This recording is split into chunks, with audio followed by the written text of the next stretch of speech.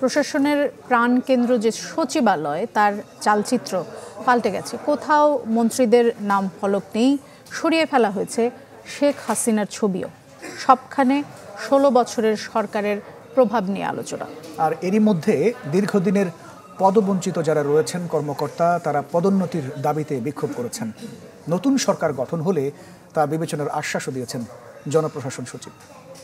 100 গ্রাম রাঁধুনি হলুদ বা মরিচের গুঁড়ার সাথে 2টি এবং 200 গ্রামের সাথে 4টি রাঁধুনি স্বাদ মিশালি ফ্রি। আকস্মিক সরকার পতনে কিছুটা আতঙ্ক থাকলেও সচিবালয়ের পরিস্থিতি এখন প্রায় স্বাভাবিক। তবে উচ্চপদস্থ কর্মকর্তাদের অনেকে এখনও কাজে যোগ দেননি। সব জায়গায় গুঞ্জন, আলোচনা মন্ত্রীদের হঠাৎ উধাও হয়ে যাওয়া এবং অন্তর্বর্তী সরকারের দায়িত্বে কারা আসছেন। এই দেশের উন্নতি করে দেশকে সর্বোচ্চ স্থানে পৌঁছে দেওয়া, এটাই আমাদের দায়িত্ব। সরকারি কর্মচারী, আমরা প্রজাতন্ত্রের কর্মচারী।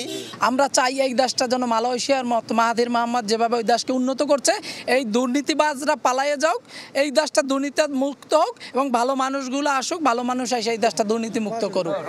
মন্ত্রীদের রুমে রুমে গিয়ে দেখা যায় নাম ফলকের সাথে সরিয়ে ফেলা হয়েছে সাবেক প্রধানমন্ত্রীর ছবিও।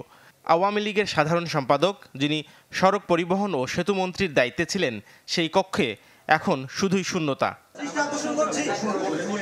জনপ্রশাসন মন্ত্রণালয়ে দীর্ঘদিন পদোন্নতি বঞ্চিত কর্মকর্তারা এদিন জড়ো হয়ে ক্ষোভ জানান। দেখা করেন জনপ্রশাসন সচিবের সাথে। কিন্তু আমরা এই মন্ত্রণালয়ের বারান্দায় আমরা ঢুকতেই পারিনি, আমি মেধা কোঠায় থাকা সত্ত্বেও।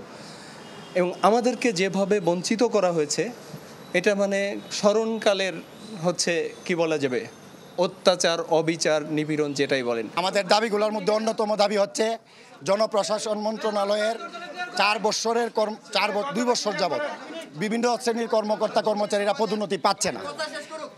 পরে সচিব জানান, নতুন সরকার গঠন হলেই সবার অভিযোগ আমলে নেওয়া হবে। মূলত পদোন্নতি দাবিটা নিয়ে তারা এসেছিলেন। আমরা এই দাবিগুলো সম্পর্কে শুনেছি এবং আমরা আপনারা জানেন যে এখন এই মুহূর্তে আমাদের এখন সরকার গঠন হয়নি, নতুন সরকার, এবং এই সরকার গঠন হবে এবং এটা এরপরে আমরা দ্রুততম সময় এই দাবিগুলো নিয়ে, অর্থাৎ কাজগুলো নিয়ে আমরা কাজ শুরু করব। রাষ্ট্র জনগণের প্রতি দায়বদ্ধ থেকে সবাইকে কাজে যোগ দেওয়ার আহ্বান জানান জনপ্রশাসন সচিব। নাফিউল ইসলাম লিংকন, চ্যানেল 24, ঢাকা।